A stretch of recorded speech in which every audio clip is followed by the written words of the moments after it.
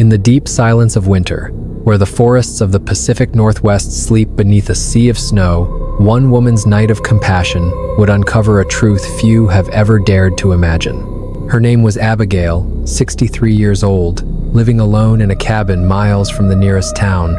For years, she thought she knew these woods, the storms, the shadows, the sounds. But one night, as the wind howled through the pines, she found something lying in the snow outside her door, something that would change everything.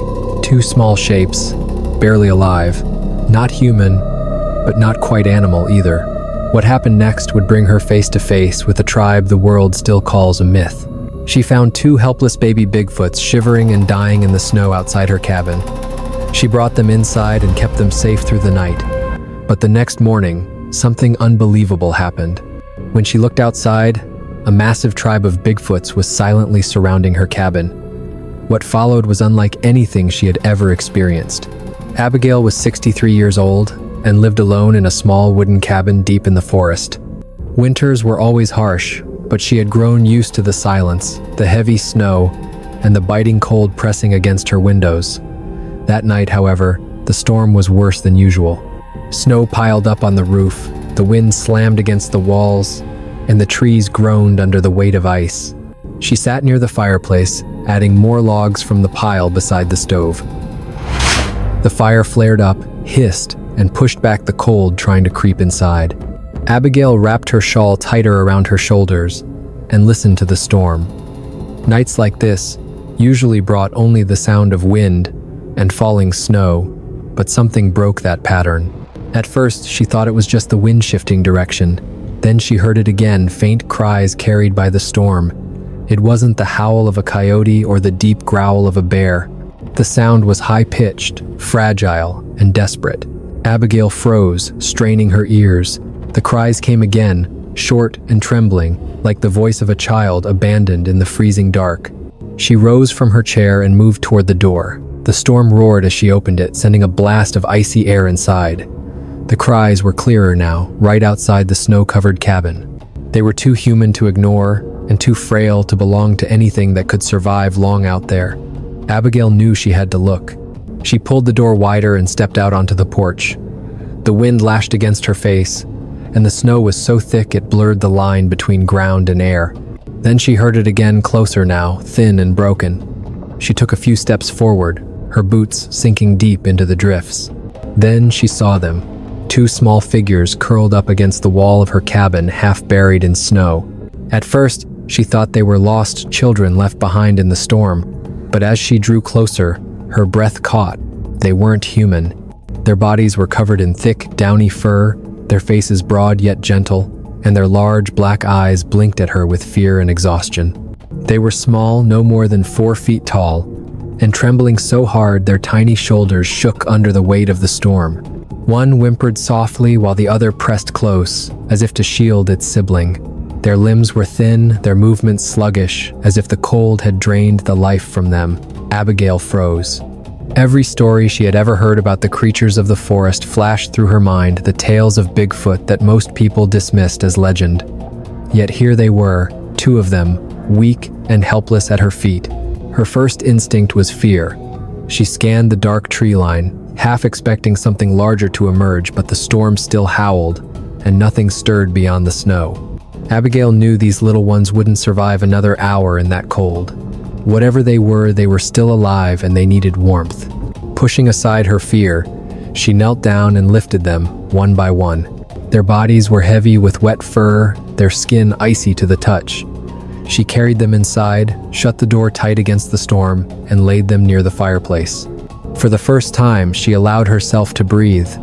The 2 small creatures lay on her rug, their fur clumped with melting snow. They shivered so violently that she feared they wouldn't make it. She pulled 2 thick wool blankets from her bed and wrapped them tightly, tucking the edges to keep in the warmth. At first, they barely moved, their breathing shallow and weak. But as the fire's heat spread, they stirred tiny hands clutching the blankets as if afraid they'd be taken away. Abigail knelt beside them, studying their faces in the flickering firelight. They were both human and animal, thick brows, flat noses, and large dark eyes reflecting the flames.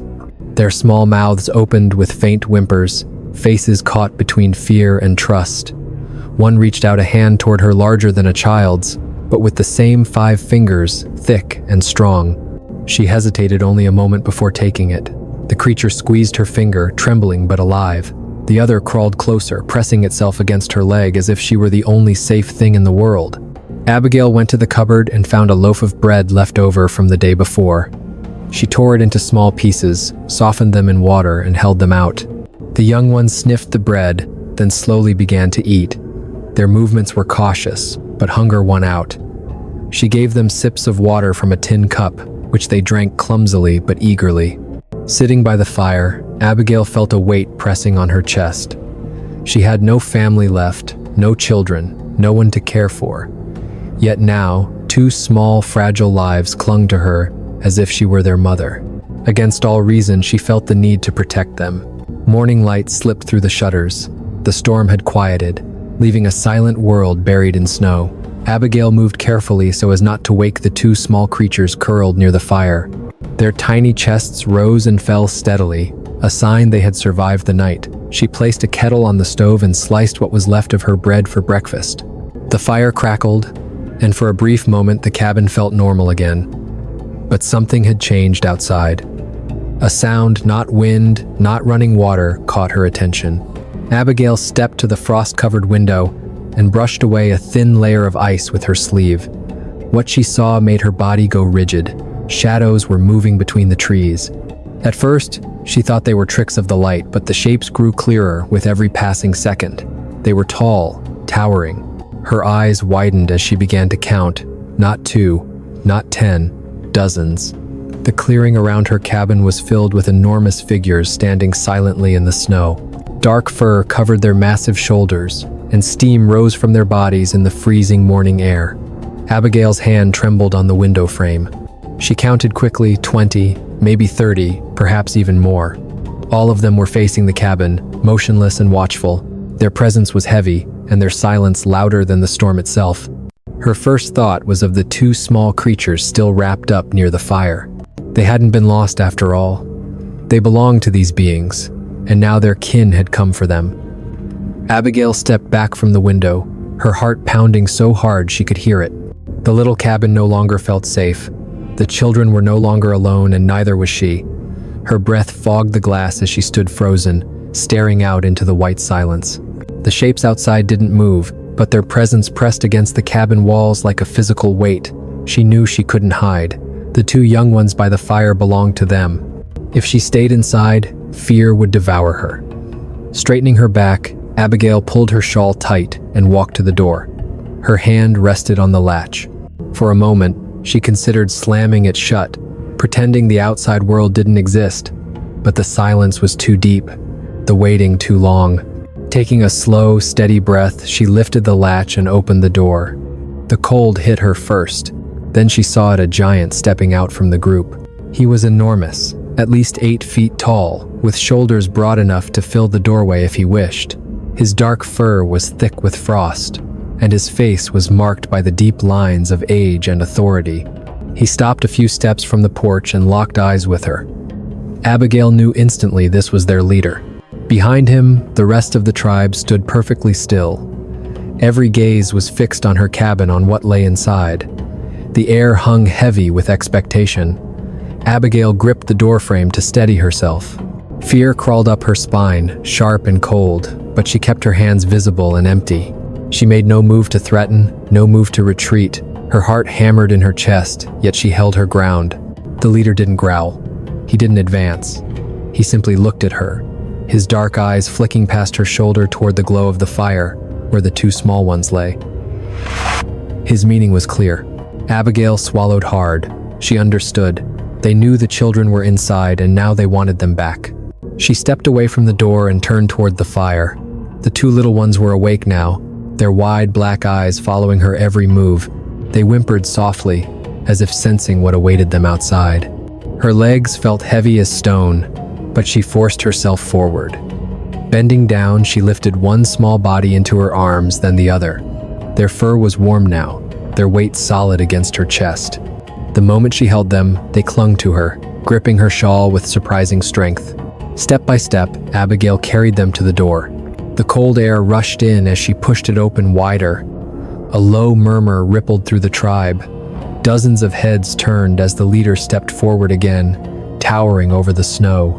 The reaction was immediate. The little ones stirred in her arms, reaching toward the group. Their cries cut through the icy morning, sharp and pleading. The tribe answered with deep, rumbling tones, soft, resonant sounds that filled the clearing like music from the earth itself. Abigail's heart raced, but she held her ground. She met the leader's gaze. His eyes met hers, steady, profound, unreadable, but not cruel. In that moment of silence, she understood. He knew she had protected them. He knew she had chosen compassion over fear. The leader took one slow step closer and stopped. He didn't reach for the children, not yet.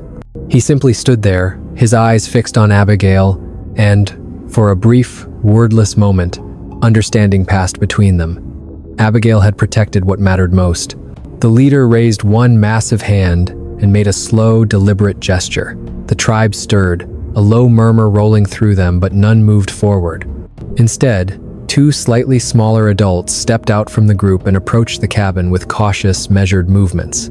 Their size dwarfed Abigail, yet their steps were steady, respectful. The little one squirmed in her arms, reaching toward them. Abigail knelt and gently set them down in the snow at her feet. The two adults crouched low, wrapping their long arms around the children with a tenderness that silenced their cries almost instantly. The young ones pressed close, safe once again among their own kind. Abigail stood in the doorway, gripping the frame to steady herself. She waited for anger, for a warning, for anything, but nothing came. The tribe remained still, their enormous forms stark against the white snow. The leader's eyes never left her. There was no hostility in them, only acknowledgement. One of the adults holding the children let out a deep, resonant call, low and steady, almost like a word of gratitude. The sound echoed across the clearing, vibrating through the cold air. Abigail didn't know what it meant, but she knew it wasn't a threat. Then another figure stepped forward, tall and broad, and carried something in its hand. A small branch, smooth and carefully stripped at one end. The creature bent down and placed it gently in the snow near her door. When it stood again, it gave a subtle nod before stepping back into line. No words were spoken, no growls or warnings followed. When the children were secure, the leader turned, and the entire tribe began to move as one. Their massive forms faded between the trees, their movements so controlled they left only faint impressions in the snow. Within moments, the clearing was empty again. Only the footprints before her cabin remained. The silence returned complete, heavy, unreal. The towering figures were gone, as if they had never existed at all. Only the snow remained, gently swallowing the last traces of their passage. Abigail stood in the doorway, staring toward the forest, half expecting them to return, but the woods stayed silent. She looked down at the object they had left behind. The small branch lay exactly where it had been placed, smooth, deliberate, unlike any fallen twig. Abigail slowly bent down, picked it up, and turned it in her hands. It was different. It was a sign, perhaps a message she couldn't fully understand, but she knew it meant something. She carried it inside and set it carefully on the mantel above the fire. The cabin was quiet once more. The only sounds were the crackling of wood and the faint whisper of wind at the window. Yet the silence was no longer the same. Abigail sat in her chair, staring into the flames. She was still shaken, but somewhere deep within her, something new was taking root. For one night, she had been trusted to protect the most precious lives of a hidden people. It was a night she would never forget.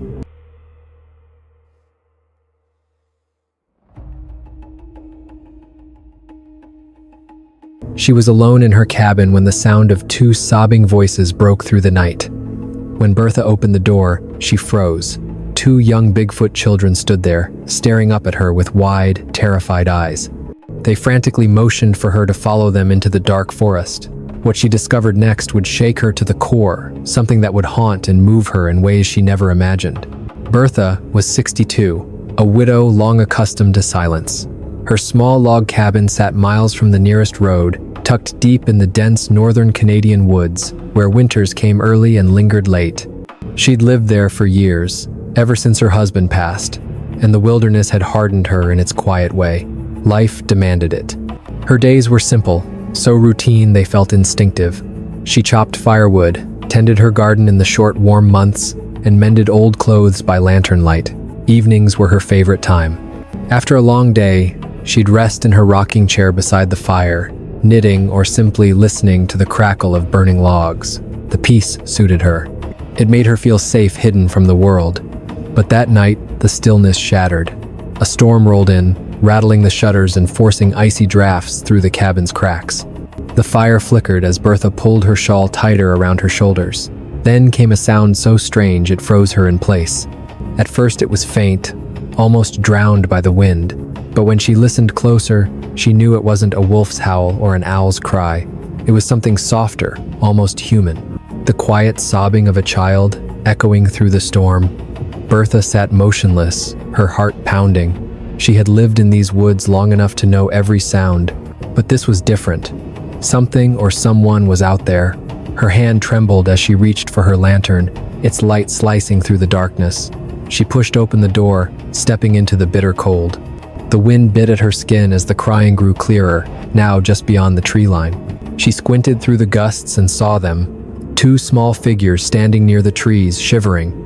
They couldn't have been taller than 4 feet, their shapes barely visible through the snow. For a moment she thought they were lost children. Her heart tightened at the thought until the lantern's glow revealed the truth. They weren't human. Their bodies were covered in tangled fur, their faces streaked with tears. Their eyes held not fear, but sorrow, a pleading sadness that pierced her heart. Bertha froze, torn between disbelief and dread. Every old tale she'd ever heard about the wild came rushing back.